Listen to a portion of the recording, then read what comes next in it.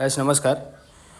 Market के खुलते ही market अभी गैप अप ओपन हुआ था, लेकिन मुझे वहाँ पे वेट करना था क्योंकि मेरी एंट्री वहाँ पे नहीं बन रही थी और थोड़ी देर में मार्केट नीचे आया और मुझे बियरिश सिग्नल दिया था।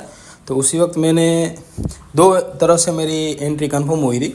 एक तरफ से 51,500 की कॉल ने हाई बनाया था और वहाँ से पलट रहा था, तो एग्जैक्टली 447 का हाई बनाया था और मेरी एंट्री थी वो करीबन 493 के आसपास 490 के आसपास होनी चाहिए थी। तो वहीं पे मैंने एंट्री की थी।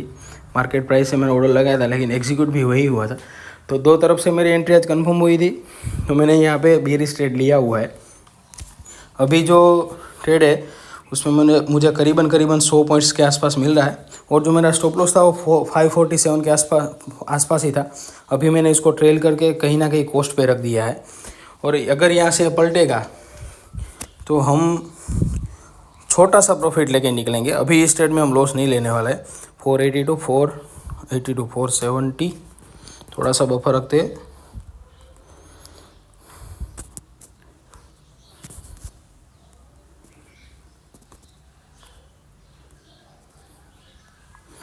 अगर ये वापस यहाँ से पलटता है तो कहीं ना कहीं हम छोटा सा प्रॉफिट लेके निकलेंगे।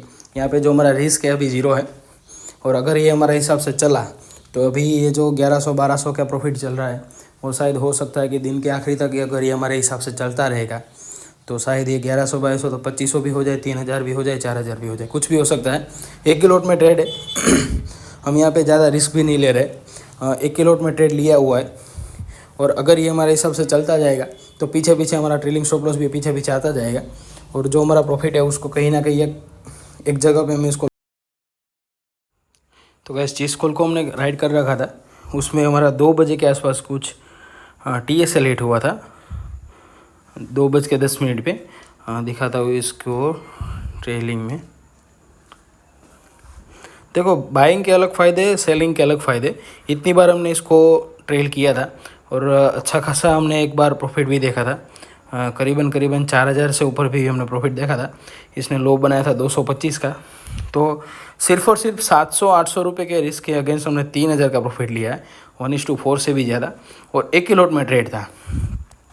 इसको हमने अच्छे खासे लेवल पे शॉर्ट किया था और यहाँ पे जब ये रिवर्स हुआ, रिवर्स होने के बाद ये देखो मार्केट कहीं ना कहीं स्पॉट चार्ट पे आप देखोगे तो स्पॉट चार्ट पे यहाँ से जब रिवर्स हुआ तो अच्छी खासी मूव आई थी, लेकिन हमने सेल कर रखा था तो इसका भाव ज़्यादा बढ़ा नहीं था।